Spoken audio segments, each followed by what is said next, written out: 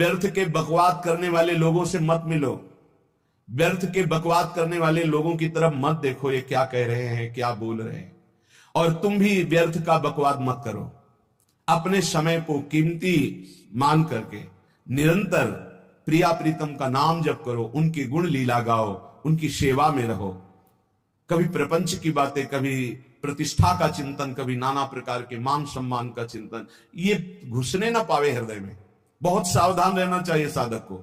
ऐसी बातें देखो मत, ऐसी बातें सुनो मत जिससे तुम्हारा हृदय उद्विग्न होकर प्रभु का चिंतन छोड़ दे। बंद करो अभी। अन्य लोगों के संग का त्याग कर दो, जो भगवत विमुख वार्ता करते हैं, संत निंदा करते हैं, दूसरों की निंदा करते हैं। कुछ हाथ नहीं लगता, ये लोग दुर्गति को प्राप्त होने वाले हैं। भक्तन निंदा अति बुरी भूल करे जिन कोय, किए सुकृत बहुजन्म के छिन में दारे खोए। पर निंदा के किए ते नहीं आवत नहीं कछुआत, मूर्ख पर्वत पाप को ले चल अपने साथ। तो अलम कश्यापि संगत्या, ऐसा संग मत करो जिनके पास बैठने से भक्त निंदा, जन निंदा, भगवत निंदा हो। ऐसे से दूर रहो, अलम बंद कर दो ऐसे लोगों का संग। रात दिन हम श्यामा श्याम का नाम जप करेंगे, श्यामा श्याम के लीला गुण गाएंगे, श्यामा श्याम के ही धाम का शोभा का चिंतन करेंगे। जब तुम अपना जीवन श्यामा श्याम के चरणों में न्यौछावर कर दोगे तो पूरा भार श्यामा श्याम ले लेंगे और तुम्हारे हृदय में मस्ती आ जाएगी। जो ऐसा निश्चयी होता है, दृढ़ निश्चयी, उसके अंदर दृढ़ विश्वास, तो उसके हर समय भगवान की स्फूर्ति होती रहती है। भारी प्रतिकूलता में भी भगवान का सानिध्य अनुभव होता है। वो अनुकूलता में तो भगवान के दुलार को देखता है, लेकिन प्रतिकूलता में भगवान की विशेष कृपा को देखता है। ये संयोग, ये वियोग, संसार की ये द्वंद्वमयी वृत्तियां भक्तों के हृदय में नहीं चुभती। आए की हुज्जत नहीं, गए की तलाश नहीं, क्योंकि नित्य संयोग भगवत स्मृति के प्रभाव से प्रभु का रहता है। शोक, विषाद बहुत ध्यान देने योग्य विषय है। तभी लोगों को ऐसा लगता है कि ऐसा कैसे हो सकता है। भक्त के चरित्रों को जब सुनते तो लगता है ऐसा कैसे हो सकता है, ऐसी परिस्थिति में भी ऐसा कैसे हो सकता है। क्योंकि तुम मानसिक बुद्धि से युक्त हो और वो भागवतिक स्थिति से युक्त है, इसलिए तुम उसको पार पा ही नहीं सकते। जब तुम अपना जीवन श्यामा श्याम के चरणों में समर्पित कर देते हो हृदय से, फिर उनकी कृपा से सब विघ्न दूर हो जाते, एक अपार मस्ती रहती है। नहीं तो शोक, विषाद, दुख, क्लेश, कष्ट, संताप, भय, उद्वेग, ये सदैव सताते रहते हैं। इसी से डिप्रेशन होता है। बार बार नकारात्मक चिंतन, शोक, विषाद, दुख, चिंता, क्लेश, संताप, भय, उद्वेग, यही पूरे मानसिक स्तर को नष्ट कर देते हैं। उत्साहहीन जीवन हो जाता है। जब तुम श्यामा श्याम को समर्पित हो जाते हो तो ये सब प्रवेश भी नहीं करते, एक अपार मस्ती बनी रहती है। अब क्या होगा? श्यामा श्याम जो करेंगे वही होगा। श्यामा श्याम पता नहीं कैसा करे, नहीं, वो सदैव मंगल भवन है, वो जो करते महामंगल होता है। यह निश्चय उपासक के हृदय में आ जाना चाहिए। इसलिए अपना सारा मन, सारी बुद्धि, सारा जीवन, प्रत्येक श्वास प्रभु को अर्पण कर दो, फिर देखो तुम निहाल हो जाओगे। दुख, शोक, विषाद, क्लेश, कष्ट, संताप, भय, उद्वेग, ये उसी को व्यापते हैं जिसने अपने जीवन को प्रभु के चरणों में अर्पित नहीं किया। इसलिए तुम अपना सारा मन, सारी बुद्धि, सारा जीवन, प्रत्येक श्वास केवल प्रभु को अर्पित कर दो, फिर देख लेना। श्वास कैसे अर्पित की जाती? राधा राधा राधा। बुद्धि कैसे अर्पित की जाती? एकमात्र निश्चय कि भगवत सुख ही सुख है, ये जागतिक सुख सुख नहीं, ये दुख है, ये ऐसा दलदल है जिससे आज तक कोई नहीं निकल पाया। सारा मन, हम मन से केवल प्रभु का मनन करें, बार बार मन को संसार से हटा के नाम में, रूप में, लीला में, धाम में लगाएं। बहुत प्रसन्नता हो जाती है उस उपासक के हृदय में जो अपना मन बुद्धि प्रभु के चरणों में अर्पित कर देता। भगवान ने तो इसको बहुत उत्तम स्थिति बताया है कि मेरे से कभी वो अलग हो ही नहीं सकता यदि मन बुद्धि अर्पित कर दिया। मय्येव मन आधत्स्व मयि बुद्धिम निवेशय, तो निवशस्य मय्येव अत ऊर्ध्वं न संशया, बिल्कुल संशय नहीं, वो मेरे में ही निवास करेगा जिसने मन और बुद्धि अपनी मेरे में अर्पित कर दी। बहुत प्रसन्नता रहेगी उस उपासक के जीवन में जो अपने आप को मन बुद्धि सहित प्रभु के चरणों में समर्पित कर दिया है। भगवान का आश्रय लेने वाले की पहचान है हर परिस्थिति में प्रसन्न रहना। देखो आप भगवद आश्रित हो कि नहीं, देखो अनुकूल परिस्थिति में तो सब प्रसन्न रहना, लेकिन प्रतिकूल परिस्थिति में प्रसन्न रहना यह भगवान के भक्तों का लक्षण है। हर परिस्थिति में प्रसन्न रहना ये भगवान के भक्तों का लक्षण है। आनंदगन भगवान का आश्रय मिलते ही आनंद छा जाता है हृदय में। उनके पास आनंद का अभाव होता ही नहीं है। जैसे सूर्य का प्रकाश उदय होते ही सूर्य का प्रकाश संपूर्ण अंधकार को नष्ट कर देता है, ऐसे ही भगवान का संपूर्ण आश्रय लेते ही सब दुख चिंता शोक नष्ट हो जाते, आनंद ही आनंद। तुम भगवान के मंगलमय रूप को नहीं जानते हो, पर उनके मंगलमय भाव को विधान को मानना शुरू कर दो। जो भी होता मंगलमय होता है। हमने जीवन में देखा है, अगर इधर कोई बहुत बड़ा सुख दिया तो देर नहीं लगेगी, 24 घंटे नहीं व्यतीत होंगे और ऐसे दुख दे देंगे, जिससे दोनों का समान भाव रख करके ना दुख में तुम भूलो प्रभु को, ना सुख में फूलो, सीधे भगवत मार्ग में चल। पूरे जीवन की बात देखा है। भगवान के मंगल विधान में सदा सर्वदा सुख ही सुख है, इस बात को मान के प्रसन्न हो जाओ। जब भगवान का भजन करने वाले की तन्मयता बढ़ती है भजन में, तो द्वेषी जन अपने आप तैयार हो जाते हैं। भक्त कभी किसी से द्वेष नहीं करता, अपने आप वो द्रोह करने लगते हैं। तो नरसिंह मेहता जी से बहुत गांव के कई लोग थे जो जलते थे, ऐसे जलते थे कि अब क्या करें, कैसे मिटा दे नरसिंह मेहता जी को। और उपाय तो मिल नहीं रहा था। तो एक दिन संतों की मंडली आई और उन्होंने कहा कि हम रास्ते में कोई चोर आदि धन ना ले ले, इसलिए यहां से किसी की हुंडी चलती है क्या द्वारिका में? पहले ऐसा था। बोले हाँ हाँ, हमारे यहां बहुत बड़े सेठ हैं नरसिंह मेहता जी, पर आप कहोगे वो मना कर देंगे। कई बार कहोगे, अगर वो स्वीकार कर ले तो वहां। और उनका लक्ष्य था कि नरसिंह मेहता जी की तो खाने की भी सुविधा नहीं थी, हुंडी कहां की बात आई। उनका था कि जब वो ना कहेंगे तो संत जन नाराज हो जाएंगे, अगर हाँ कह दिया तो वहां हुंडी चुकेगी नहीं, तो संत जन अपने आप इनको शाप दे देंगे, अपराध बन जाएगा, ये नष्ट हो जाएंगे। संतों को भेजा, नरसिंह मेहता जी ने सबकी दंडवत की, चरण पखाड़े। उनका ये इतना रुपया है, द्वारिका में साधु सेवा हम करेंगे, वहां तुम्हारी हुंडी चलती है, तो आप अरे उनका आप कहा भूल रहे हो, यहाँ खाने की भी व्यवस्था। बोले हमें सब पहले से बता दिया गया कि आप मना करोगे, बार बार मना मत करो, हमें पता है। तो उन्होंने ठाकुर जी की तरफ देखा, बोले क्या लीला है प्रभु, संतों से हम क्या कहें, ये लियो रुपए।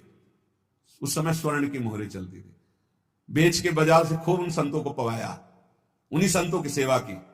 और उनका अपने सेठ का नाम तो बताओ जहां हमें जाके हुंडी मिलेगी। सेठ सावल सा सेठ। संत जन गए वहां, पूछा कि नरसिंह मेहता जी का जिन सेठ से परिचय, उनका नाम सावल सा सेठ, उनकी गद्दी कहां है? तो जो कुछ भक्त थे वो द्वारिकाधीश की तरफ संकेत करते कि वही है। बोले नहीं नहीं, वो सेठ है, उनकी गद्दी चलती। पूरी बाजार में कहीं कोई। अब संत जन एकांत में होकर के बहुत विचलित हुए, क्या हमारे साथ धोखा हुआ? नरसिंह मेहता जैसा संत क्या धोखेबाज हो सकता है? देखो संशय तो बहुत विचित्र होता है, बड़े बड़ों को संशय हो जाता है। जब भगवती सती जी को संशय हो गया, राम जी को, हे खग हे मृग हे मधुकर श्रेणी, ऐसा पूछते हुए कि सच्चिदानंद कैसे हो सकते, तो किसी को हो सकता है, क्योंकि वो बुद्धि की अधिष्ठात्री देवी है। जो ही उनके मन में ऐसा आया कि क्या हमारे साथ धोखा हो रहा है, इतने में ही देखा जय हो सावल सा सेठ की। होगा सावल सा सेठ, तो देखा बढ़िया मुनीम जी उनके साथ, सेठ बस्ता लिए हुए मुनीम जी, सरकार इधर से चलो। तो उनका सावन सा सेठ आपका नाम है? संतों ने कहा। बोले हाँ। बोले नरसिंह जी? हाँ। बोले आपकी हुंडी आ गई है। हुंडी एक कागज में लिखा कि ये हमारे सेठ जी को दे देना। वैसे लोग मुझे माखन चोर कहते, कोई कुछ कहता, लेकिन आपने सेठ बना दिया। जब आपने सेठ बना ही दिया तो आप कभी परवाह मत करना तुम। और ये सेवक आपकी सेवा में सदैव तत्पर है। भगवान ने ऐसा लिखा। जो भगवद आश्रित है, एक बार ये चलता रहता है। जो संत जन होते हैं उनके विरोधी अपने आप बन जाते हैं, किसी से कोई मतलब नहीं, अपने आप विरोधी बन जाते हैं। कबीरदास जी का पूरी काशी में यश था। भजन करने वाले महापुरुषों का यश बढ़ता है जब, तो जो भजनहीन होते हैं उनके हृदय में जलन पैदा हो जाती है और उनको विविध प्रकार से फंसाना चाहते हैं, उनको कष्ट देना चाहते हैं। तो कबीरदास जी के यश को भूमिल करने के लिए कुछ ब्राह्मणों ने एक रचना रची, मूड़ मुड़ा के कबीरदास जी के शिष्य बन करके पूरी काशी के सब आश्रमों में निमंत्रण दे आए। कल भंडारा है, संत सेवा है, सबने स्वीकार किया। कबीरदास जी अपनी दिनचर्या करके निकले तो संत मंडली आने लगी। बोले कई बजे सेवा है? साधु सेवा। बोले कौन सी साधु सेवा? बोले कल आपके शिष्यजन निमंत्रण दे के आए, पूरी काशी के सब संत आ रहे हैं। कबीरदास जी ने कहा यहाँ तो एक की भी व्यवस्था नहीं, पूरी काशी के संत आ रहे हैं। अच्छा, समझ में आ रहा है, लीला बिहारी तुम लीला करना चाहते हो। गए अपना निकल गए गंगा किनारे, एक झाऊ के नीचे बैठकर अपना भजन ध्यान में मगन है। 11-12 बजे तो उन्होंने देखा संतों की मंडली काशी तो बहुत। कबीरदास जी ने देखा कि आश्रम की, तो बोले पता नहीं क्या होगा, चलो चलते हैं। तो ऐसे गमछा वस्त्र करके ऐसे डालकर मुंह ढक करके वहां बड़ी बड़ी पंगत लगी थी। कबीरदास जी सबको पाओ जी पाओ। कबीरदास जी के रूप में स्वयं भगवान पाओ जी। कबीरदास जी ने कहा अच्छा, जब स्वामी परस रहे तो हम भी बैठ के पा ले। तो जब उसी पंगत में बैठ गए अपना कपड़ा ढक करके, और जब मोहरे की दक्षिणा दे रहे थे सब लोग कि वाह कबीरदास जी ने आज तो साधु से सबको। जब कबीरदास जी के सामने आए तो ऐसे मुंह ढके, बोले देखो जो मेरा होता है उसे मुंह छुपाना नहीं पड़ता, मुंह ढकना नहीं पड़ता। लो दक्षिणा, तुम भी दक्षिणा लो। कबीरदास जी को कबीरदास जी दक्षिणा दे रहे, वो कबीरदास जी है भगवान, और ये पाले वाले कबीरदास जी है भगवान के जन। कभी भगवान अपने, अरे जमाने जोर लगा ले, कितना जोर लगाएगा, भक्त और भगवान का झंडा कभी न झुकने पाएगा। बिल्कुल चिंता शोक भय उद्वेग रहित जीवन भगवद आश्रित, तुम भगवान के मंगल विधान में सदा सर्वदा प्रसन्न रहो। अब ये विचार कर लो कि भगवान जो करेंगे तुम्हारा मंगल करेंगे। अब थोड़ा ऐसा बीच में लगता है कि अमंगल हो रहा है क्या, लेकिन पक्का समझो बहुत बड़ा मंगल उनका विधान होता है, बहुत ही उत्तम मंगल होता है भगवान के शरणागत का। भगवान हमारे विचारों वाले नहीं है, हमारे विचार प्राकृतिक है, भगवान के विचार चिदानंदमय हैं। वो अपने विचार से हमारा मंगल करते हो, हम अपने विचार से मंगल चाहते हैं। भगवान के विचार से मंगल ही हमारा होगा, इसलिए कभी हमको चिंता शोक भय नहीं करना चाहिए। भगवान की ओर से कभी तुम्हारे लिए ऐसा विधान नहीं होगा कि तुम दुखी हो जाओ, बस तुम्हारी सोच हो सकती है, उसका परिणाम बहुत मंगल होगा। जगत की ओर से निराश हो जाओ, किसी से आशा मत रखो, फिर आप देखो आपका जीवन कैसा आनंद में व्यतीत होता है। ये जो जगत की आशा है यही दुख प्रदान करती, सच्ची जगत की आशा ही दुख प्रदान करती है। अगर जगत से कोई संबंध न रखा जाए और भगवत भाव में रहकर तो बहुत अच्छा जीवन चलेगा। अपने कर्तव्य का पालन करो, परिवार को भगवत स्वरूप मानकर पोषण करो, किसी से कोई संबंध मत रखो, कोई आशा मत रखो, यही अध्यात्म सिखाता है। अपने आप भगवत स्वरूप, सबका व्यवहार मंगलमय और आपका जीवन मंगलमय। अपने घर में ऐसे रहो जैसे किसी अतिथि के घर में रह जाता है, चलना है यहां से जाना है। कौन रहता है अपने घर में अतिथि की भांति? भगवान का भक्त। जाना है यहां से, अपनी प्रिया प्रीतम के पास जाना। ये हमारा घर नहीं है, यहां तो हम समय व्यतीत कर रहे हैं, अपनी आयु व्यतीत कर रहे हैं भगवत आराधना करते हुए। हमें जाना है प्रिया प्रीतम के पास। वास्तविक घर भगवान का धाम है हमारा, वास्तविक घर वाले प्रभु हैं हमारे। जो नित्य सच्चिदानंद भगवान के चरणों में अपने चित्त को समर्पित करता रहता है, उसको यह अनुभव होने लगता है कि बड़ी कृपा है हमारे ऊपर भगवान की, बड़ी कृपा है हमारे ऊपर। सर्वसमर्थ परम सुहृद भगवान ऐसे भक्त के ऊपर हर समय वरद हस्त रखे रहते। ये केवल प्रवचन नहीं, सच्ची बात मानिए। ऐसे भगवान का वरद हस्त हर समय रहता है। जब भगवान की छत्र छाया में भक्त अपने को देखता है तो आसपास घोर विपत्तियों का भी समुदाय हो तो भी वो आनंद में मगन रहता है। हर हालत में आनंदित रहना ये भक्त का स्वभाव है। भगवान ऐसे भक्तों को प्यार करते हैं जैसे कछुआ अपने अंडे को बाहर रख आवे और रात दिन उसका चिंतन करे। जब भक्त भगवान को समर्पित होता है तो भगवान रात दिन उसकी ऐसे चिंतन सुरक्षा करते हैं। अभय, ये दैवी संपदा का पहला गुण है। ये भगवान के शरणागत पर जागृत हो जाता है, वो भयभीत नहीं होता, किसी भी उससे भयभीत नहीं होता। यही डर ही डरपि हरिवंश हित, जिनो भ्रमय गुण सलील पर। इस डर से डरते रहना चाहिए कहीं गुण रूपी पानी में फिसल न जाए, नहीं तो गलती हो सकती है। साधक सावधान रहे।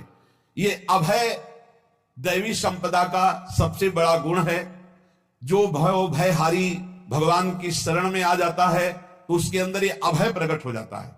अगर कहीं तुम्हें एकांत में भय लग रहा है, एक आदमी तो एकांतिक में आए थे, वो कह रहे थे कि हमें हर समय भय लगा रहता कि कोई हमारे पीछे है, अंधेरा तो लगता कोई खड़ा है, मैं जीना मुश्किल हो गया, ऐसा भय। देखो ये मन कैसा है, भगवान से विमुख होने पर कैसे डरवाता है।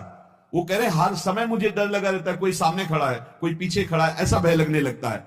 और जब भगवान की शरण में आ जाते हैं तो ये अभय स्थिति हृदय में जागृत हो जाती है। कोई भी भय आसपास आ ही नहीं सकता, यहां तक कि नरक का भी भय खत्म हो जाता है जो भगवान की शरण में है। महापापी भी पुण्यात्मा महान भक्तों के समान वो उत्तम गति को प्राप्त हो जाता है जो भगवान की शरण में हो जाता है। पर ये जो भोगों का आश्रय लिए हुए हैं, मनमानी आचरण कर रहे हैं, ये कभी उस अभय को जान ही नहीं सकते कोई अभय पद है क्या। इनको तो कदम कदम पर शोक, भय और दुख की प्राप्ति होगी, कोई बचा नहीं सकता जो भोगों में लगे हैं, मनमानी आचरण कर रहे हैं। अगर निर्भय होना चाहते हो, परम सुखी होना चाहते हो तो भगवान के शरणागत हो जाओ। सारे जगत को अभय दान देने वाले भगवान है। भगवान का एक प्रण है, ममपन शरणागत भयहारी। जो मेरी शरण में आ गया उसके भय का मैं नाश कर देता हूं। साधना में अवस्था मन की मानी जाती है कि आप कितने अच्छे साधक हैं। यदि आपका मन भगवदाकार है, हर समय भगवत चिंतन चल रहा है, आपके स्वप्न भागवतिक आ रहे हैं, आपके विचार भागवतिक हैं, तो आपकी अच्छी साधना हो रही है। और यदि आपके स्वप्न गंदे आ रहे हैं, क्योंकि स्वप्न में मन का ही सारा खेल होता है, और आपकी चिंतन वृत्ति वासनात्मक चल रही, तो अभी साधना का प्रभाव मन पे नहीं पड़ा है। जिसका मन हर समय भगवत चिंतन करता रहता है वो जीते जी जीवन मुक्त हो जाता है, अनुभव होता है। जैसे किसी ने कहा कि हमें कैसे पता चलेगा कि हमारा काम हो गया है, तो जैसे आप भोजन पा लेते हैं तो किसी दूसरे से गारंटी थोड़ी लेनी होती कि हम छक गए हैं क्या, आप जरा बताना हम छक गए हैं क्या। नहीं, अपने हृदय में आ जाता है कि अब मैं तृप्त हो गया। ऐसे ही अपने हृदय में आ जाता है कि मेरा काम हो गया, अब मेरा जन्म नहीं होगा। यह हृदय में आ जाता है, अपने आप अनुभव में आ जाता है। जब स्वरूप बोध होता है तो किसी और से सलाह थोड़ी लेनी होती है, वो अपने आप अनुभव में आ जाता है। हां, यदि गुरुदेव का वर्ण नहीं किया है तो फिर आपको किसी न किसी गुरु से प्रमाणित करवाना पड़ेगा। अगर गुरुदेव का वर्ण किया है तो वही मंत्र, वही नाम, वही गुरु शरणागति आपको अंदर से पुष्ट कर देगी कि आपका काम हो गया है। विषय चिंतन करता हुआ मन विषय आसक्ति को प्राप्त होता है। विषय आसक्ति को प्राप्त हुआ मन बार बार जन्म मरण और नरक को प्राप्त होता है। बस ये विषय चिंतन हटाना ही प्रमुख कर्तव्य साधना का है। बार बार मन को विषयों से हटा करके प्रभु के नाम में लगाओ, प्रभु के रूप में लगाओ, प्रभु की लीला में लगाओ। जहां भगवान प्रकट होते हैं वहां परमानंद की बाढ़ आती है। पर यह ध्यान रखें, गुलाब का फूल कांटों में खिलता है, उसकी सुगंध लेनी, फूल लेना है तो कांटों से बचाकर। ऐसे ही जब आप भगवत चिंतन के लिए चलेंगे तो आपका चिंतन चुराने के लिए माया विविध नाटक करेगी, कांटे फैलाएगी। कोई तुम्हारी निंदा करेगा, कोई अपमान करेगा, कोई उपहास करेगा, तुम्हारी अव्यवस्था हो सकती है, तुम्हारी परिस्थिति बहुत भयावह हो सकती है। इन परिस्थितियों में भी भगवत चिंतन का तार ना टूटने पावे तो आगे गुलाब का फूल है। जैसे कांटे से बचाकर गुलाब का फूल लेते हैं और भगवत अर्पित करके सौरभ का सुख लेते हैं, ऐसे ही भगवान के प्रेमानंद का अनुभव करने के लिए संसार के कांटों से बचना होगा। और खिलेगा यही फूल संसार में ही, मनुष्य देह में, और योनियों में नहीं। भगवत प्राप्ति स्वर्ग में नहीं होगी, इसी मृत्यु लोक में होगी। पहले मन नहीं लगता भगवत चिंतन में, भगवत चिंतन जबरदस्ती करना पड़ता है। भगवत चिंतन जे ही प्रारंभ करोगे ते ही बहुत बाढ़ आ जाएगी पाप चिंतन की।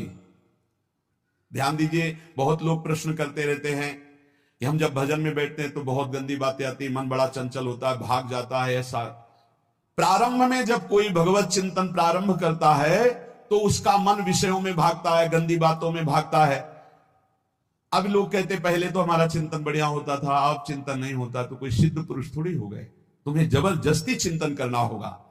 जगत के प्राणी में जहां मन जाए तो इसमें भी भगवान, पदार्थ में मन जाए तो उसमें भी भगवान, जहां जहां मन जाए वहां वहां भगवान देखो, या मन को हटाकर नाम मंत्र में लगाओ। ऐसे भगवत स्मृति जागृत की जाती है, बार बार प्रयास करना होता है।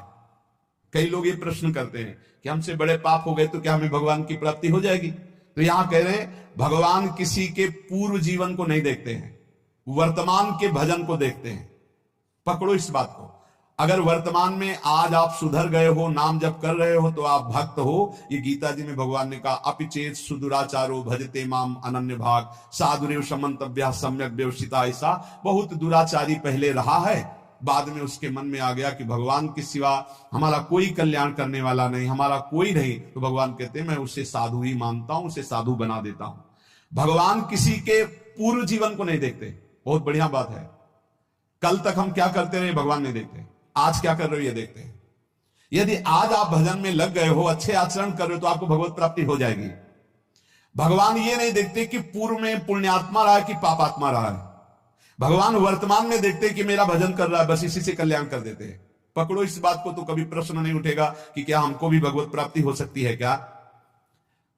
हमारा मन यदि श्री भगवान को चाहने लगे तो श्री भगवान हमारे मन में ही आकर बस जाएंगे। भगवान की रूप माधुरी में मन डूबने लगेगा। यथार्थ सत्य, जो भगवान से थोड़ा भी प्यार करने लगे हैं, उनके हृदय में भगवान की उनकी भावना के अनुसार झलक आने लगी है। हृदय में प्रभु के आते ही अनंत जन्मों के संस्कारों का नाश हो जाता है। इसलिए तुम अपने पहले वाले घृणित जीवन को याद भी मत करो और उसको सोचकर जरा निराश भी मत हो। अमावस्या में घोर अंधकार रहता है, पर प्रातः काल में अंधकार नष्ट हो जाता है। ऐसे ही नाम का उच्चारण करते ही तुम्हारे जितने पाप अंधकार हो सब नष्ट हो जाएंगे। तुम चाहो कि एक क्षण भी प्रभु को ना भूलो। अब वर्तमान में ऐसी स्थिति बनाओ। जो प्रभु को नहीं भूलने की चाह करता है कि मुझे ऐसी स्थिति प्राप्त हो कि मैं कभी प्रभु को ना भूलूं, तो सच्ची मानो और कोई बात भगवान सुने ना सुने, ये बात जल्दी सुन लेते हैं। भजन की मांग करो तो बहुत जल्दी भगवान पूर्ण करते हो। भजन जिसका चलने लगा तो फिर लोक लोकांतर के सारी रिद्धियां सिद्धियां सुख वैभव तो उसके चरणों में लौटते हैं। जब हम प्रभु से प्रभु का स्मरण न मांगकर भोग मांगते हैं तभी हमारा भजन रुक जाता है, भजन नहीं चल पाता। यदि हम प्रभु से केवल भजन मांगे तो विश्वास करो ब्याज में सब हो जाएगा। मूल भजन तो आपका बचेगा ही, ब्याज में लोक लोकांतर के भोग आपके चरणों में लुटते घूमेंगे। आप भजन करके तो देखो। अरे घिघियाने की जरूरत नहीं, किसी से मांगने की जरूरत नहीं, भजन करके देखो, सब ठीक हो जाएगा, सब अपने आप बन जाएगा। हम बहुत बड़ी भूल कर देते हैं कि थोड़ा भजन करके प्रभु से कुछ सांसारिक वस्तुएं, स्थितियां, परिस्थितियां बदलने की मांग कर लेते हैं, जिससे भजन छूट जाता है। प्रभु की स्मृति इतनी महान है कि जिन्होंने बैर भाव से प्रभु का स्मरण किया उनको भगवान की प्राप्ति हो गई। जैसे कंस आदि भगवान से बैर ही तो रखते थे, लेकिन भगवान की स्मृति रहती थी। स्मृति ने उनको भगवत प्राप्ति करा दी। स्मृति में महान सुख है, पर वो जब भक्ति रस से युक्त स्मृति होती तब माधुर्य रस, प्रेम रस का अनुभव होता। कल्याण तो वैर भाव से स्मरण करने वालों को भी प्राप्त हो गया। यदि आप भक्त हो और ये चाहते हो कि आपकी भागवती की स्थिति बहुत जोर की हो, तो हम आपसे प्रार्थना करते हैं कि रोज प्रभु से एक ही बात मांगिए, मुझे अखंड स्मृति दीजिए। अर्जुन जी को पूरी गीता जी सुनने के बाद यही मिला, नष्टो मोहा स्मृति लब्ध्वा। स्मृति, प्रभु आप हम पे ऐसी कृपा कर दो कि हमारे हृदय में किसी और व्यक्ति, वस्तु, स्थान की स्मृति न रह जाए, केवल आपकी स्मृति रह जाए। ये चाह भगवान बहुत जल्दी पूर्ण कर देते हैं यदि उपासक हृदय से ये बात मांगे। भगवान की कृपा से ही ऐसा हो सकता है कि अखंड स्मृति ये कर्म फल से नहीं मिलती है। प्रभु के प्रति निर्भर होकर जो दैन्यता पूर्वक प्रभु से मांगता है और हर समय अभ्यास करता रहता है भगवत स्मरण का, उसको ये स्मृति मिलती है। और स्मृति मिल गई तो इससे बड़ी कोई स्थिति नहीं, हर समय भगवान का स्मरण। प्रभु से मन प्रतिपल नया नया स्वाद लेकर के आसक्त होता रहता है, नवम नवम। प्रभु कभी बासी नहीं होते। जैसे किसी व्यक्ति को देखो तो देखते देखते मन हट जाएगा कि देख लिया बहुत सुंदर है, ठीक है, लेकिन वो एक दिन मन हट जाएगा। और प्रभु की सुंदरता नवम नवम है, प्रभु के नाम का स्वाद नवम नवम है, प्रभु की लीला का स्वाद नवम नवम है, प्रभु के धाम की शोभा नवम नवम है। जैसे आचार्य महाप्रभु हरिवंश चंद्र जी कहते, नयो नेह नव रंग नयो रस नवल श्याम वृषभानु किशोरी नव पीतांबर नवल चूनरी नई नई बूंदन भींजत गोरी नव वृंदावन हरित मनोहर नव चातक बोलत मोर मोरी नव मुरली जो मल्हार नई गति, सब कुछ नया। तो नवम नवम प्रभु प्रतिपल नवम नवम प्रभु का रूप, प्रियाजू का नवम नवम, अबही और अबही और अबही और है। तो कहते हैं जब मन निरंतर स्मृति में डूबता है तो जब प्रभु की रूप बाधुरी प्रकाशित होती तो ऐसी नवम नवम कि कभी ये नहीं होता कि रूप बासी हो गया, ये वही रूप है जो हमने अभी देखा था, नवम नवम। इसलिए आनंद की उफान आती रहती है उपासक के हृदय में। ऐसी प्रियता, ऐसा आनंद बिना भजन के नहीं अनुभव में आएगा। इसलिए तुम विश्वास करो, तुम्हें बहुत सुंदर सुख मिलने वाला है, आगे अपार सुख मिलने वाला है। ये थोड़ा दुख का समय काट लो, जब तक जीवन है ये दुख सुख की लहर आती रहेगी, आप इसको सह जाओ, आगे बहुत आनंद है। विश्वास मान लीजिए, बहुत आनंद है। जो ये विश्वास कर लेता है वो प्रभु के मार्ग में चलकर प्रभु को प्राप्त कर लेता है। नहीं तो इतने रोड़े हैं कि आप ऊब जाओगे, बहुत रोड़े हैं।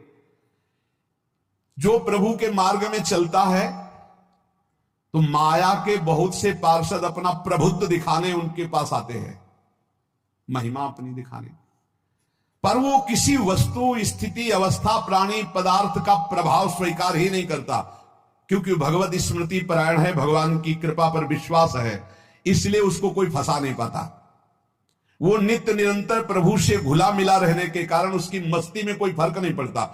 माया का प्रभुत्व रखने वाले उसे फंसाने की चेष्टा करते हैं, पर उस पर किसी का असर नहीं होता। वो कहीं लिप्त नहीं होता, वो कहीं दुखी सुखी नहीं होता, वो हर समय प्रसन्न रहता है। तुम देखो, हर समय प्रसन्न रहते हो? यदि नहीं तो तुम किसी व्यक्ति वस्तु का आश्रय लिए हो जो प्रभु का नहीं। अगर हां तो हर समय प्रभु का स्मरण चलना चाहिए, हर समय प्रभु के आश्रित हो, फिर देखना ये आनंद, ये प्रसन्नता क्या रूप रखती है। बड़े बड़े मस्त संतों को देखा, मस्त ऐसे उन्माद में मस्त, उस सुख के लिए ललचाओ, कब तक जन्मते मरते रहोगे, कब तक बार बार दुख भोगते रहोगे, कब, बड़ा प्रपंच है ये। भगवान का स्मरण परम पुण्यात्मा पुरुष का हृदय माना जाता है, बहुत पवित्र हृदय, बड़ा पुण्यात्मा हृदय जिसमें भगवान का स्मरण। भगवान का विस्मरण पापात्मा पुरुष, भयानक विपत्ति दुर्भाग्य आते हो। सुदृढ़ निश्चय करो, अब हम भगवान के स्मरण में अपना समय व्यतीत करेंगे। मेहनत करो, कार्य करने के लिए कोई मना नहीं, आप नौकरी करो, किसानी करो, व्यापार करो, पर अंदर अंदर भगवत स्मृति, भगवत स्मृति ही सबसे बड़ी स्थिति है।